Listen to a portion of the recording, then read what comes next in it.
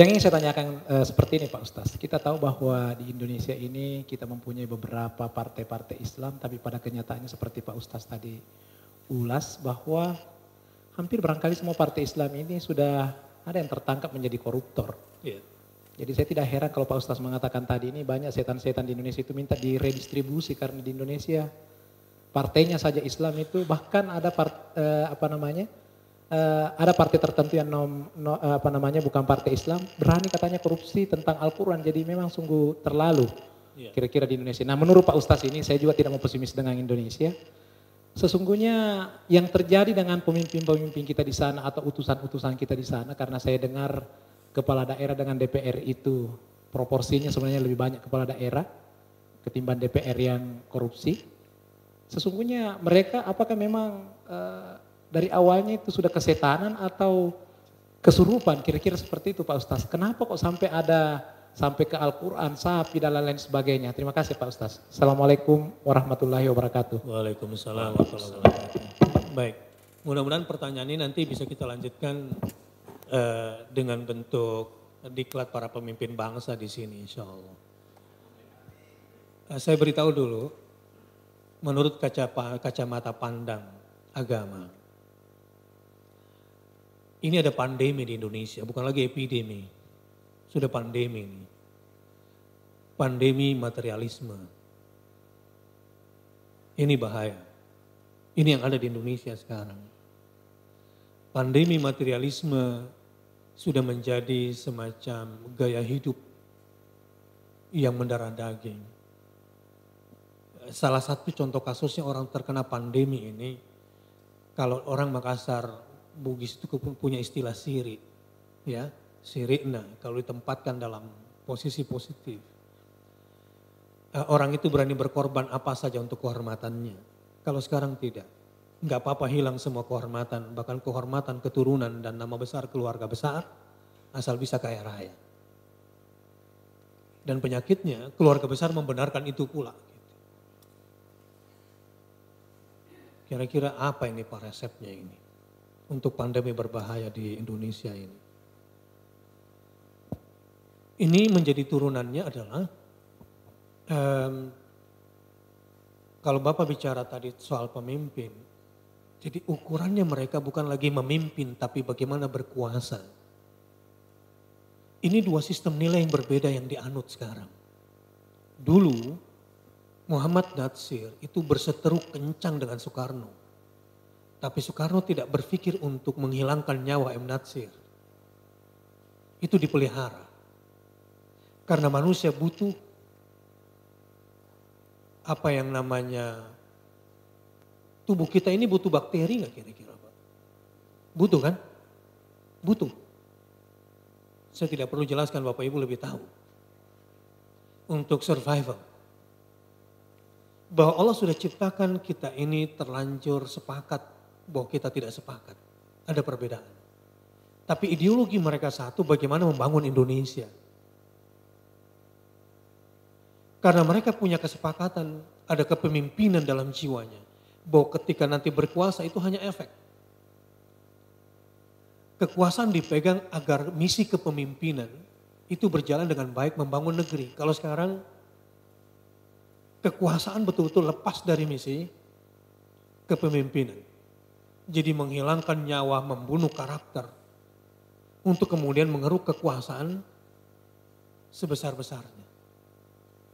Sehingga di Jakarta itu banyak stiker gambar Presiden Soeharto, tulisannya piye le enak di zamanku toh gitu. Lebih enak di zamanku kan ketimbang zaman kalian yang matre sekarang ini, kira-kira begitu. Walau beliau sendiri mungkin punya kesalahannya tersendiri, tetapi apa yang terjadi sekarang ini ada pandemi materialisme yang berbahaya. Secara sosial, kita punya rumusan begini. Rusaknya masyarakat itu karena rusaknya pemimpin. Rusaknya pemimpin karena rusaknya ulama. Saya harus jujur mengakui itu. Dan kejahatan besar seorang agamawan menurut para sosiolog di barat adalah ketika sudah memisahkan antara agama dengan negara. Apa yang terjadi akhirnya di negara-negara maju, ini yang sedang dicontoh di Indonesia, dan kota-kota besar seperti Makassar akan menuju seperti itu. Tingkat keputusasaan negara-negara maju, seperti Amerika, Eropa, Jepang, Korea, sampai Singapura, itu lebih tinggi ketimbang Indonesia, negara-negara berkembang ini. Padahal secara materi mereka sangat maju dan tercukupi. Tapi tingkat bunuh dirinya tinggi sekali. Kenapa? Karena mereka tidak punya lagi pegangan hidup. Kenapa Indonesia pada peringkat 112 negara yang paling rendah? Atau negara yang paling tinggi, urutan ke 112 dari tingkat bunuh dirinya? Karena masih ada orang-orang berilmu. Masih ada ulama yang mau didengar di lingkungan mereka. Tapi kalau sudah agama dijauhkan, seperti katakanlah namanya partai Islam, tetapi agama tidak dijalankan, ketika agama hanya dijadikan sebagai kendaraan untuk berkuasa, di sini dia akan dihancurkan.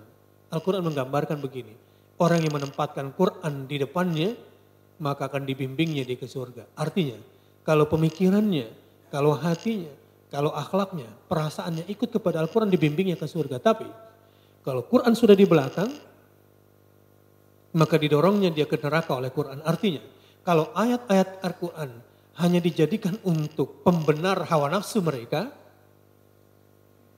begitu, pakai sorban waktu kampanye, seperti orang Islam waktu kampanye, dan membaca ayat waktu kampanye hanya untuk membenarkan hawa nafsu di dirinya, itu didorongnya ke neraka. Itu yang terjadi. Maka kalau saya katakan rusaknya pemimpin karena rusaknya ulama, saya ingin katakan di sini bahwa secara keilmiahan ada masalah dengan ilmunya orang Indonesia. Liberalisme, sekularisme, ini adalah anak kelahiran agama baru yang bernama materialisme di Indonesia ini.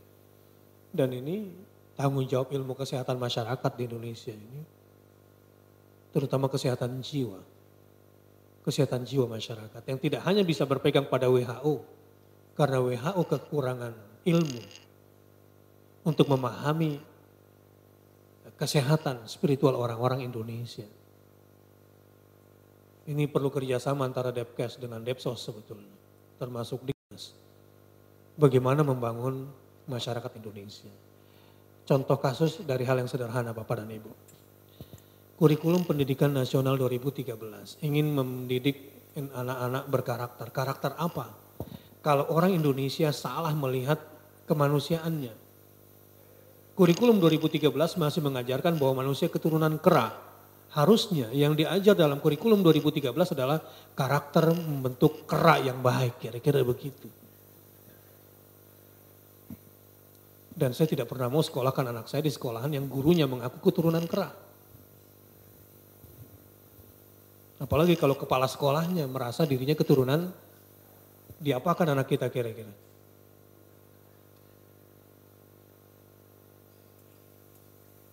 Ya dilancengkan kira-kira begitu.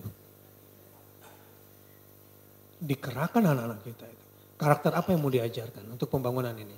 Jadi peletakan dasar-dasar ilmu ini memang penting. Jadi apa yang saya sampaikan di sini sebetulnya sudah pada level kebijakan di pusat. Apa yang saya sampaikan sebetulnya pada tataran regulasi dan ini adalah sebuah pertarungan pemikiran. Pertarungan ilmu. Bersyukur saya pada siang hari ini berada di tengah Bapak dan Ibu. Mudah-mudahan kita bisa mulai dari diri kita sendiri. Betapa sehatnya Bapak dan Ibu kalau dari rumah ke kantor. Ya keluar rumah, dari rumah ke kantor. Kaki kirinya melangkah Bismillahi. Tawakkaltu alallahi wala haula wala quwata illa billah. Insya Allah jiwa kita ini akan sehat. Saya dengar di infotainment kemarin Tesi tertangkap karena menggunakan narkoba. Hampir saja bunuh diri dengan meminum pembersih lantai di WC ketika pura-pura mau ke kamar mandi. itu karena tidak ada tawakal tuh Allah. Orang itu enggak sehat kalau enggak ada tawakal kepada Allah Subhanahu wa taala. Tapi orang kalau ada tawakal kepada Allah Subhanahu wa taala sebelum berangkat ke kantor, apapun masalah yang dihadapinya, berapapun utangnya, berapapun musibahnya, berapapun tekanan pekerjaannya, insya Allah tidak stres, tidak depres. Sehingga dia tidak menjadi orang perpaduan antara stres dan depres, kena psikosomatik. Kan bahaya.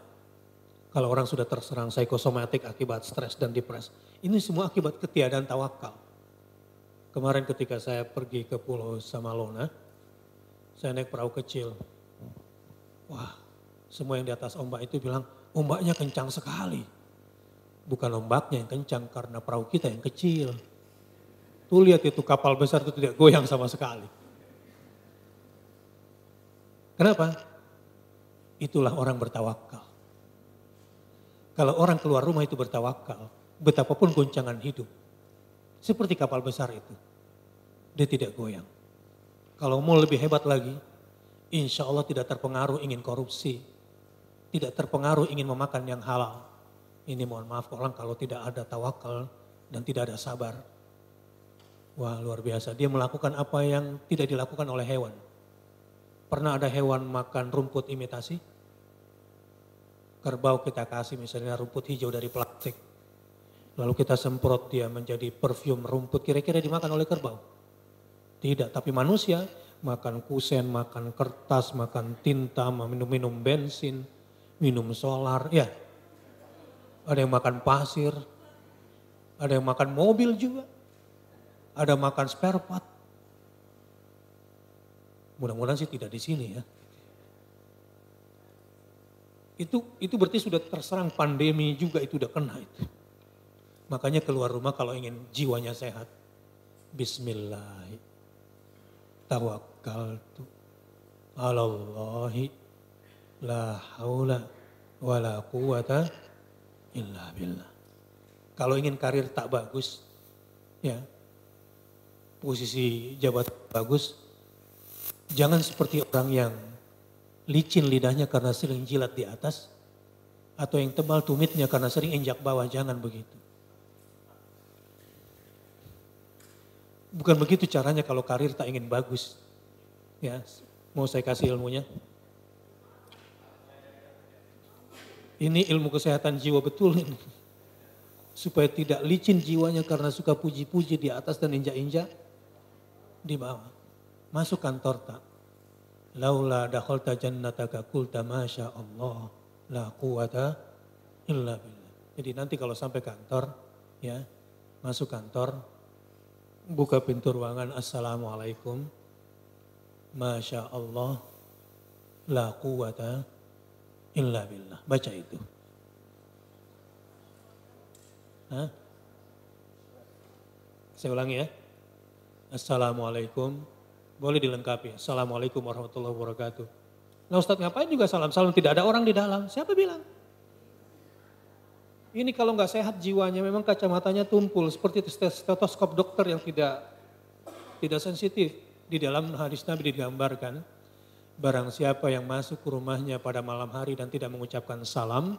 Maka setan-setan di situ berkata, teman kita punya tempat menginap gratis di rumah ini. Itu hadis Nabi SAW. Ini sayangnya ilmu kesehatan gak sampai ke sana ilmunya.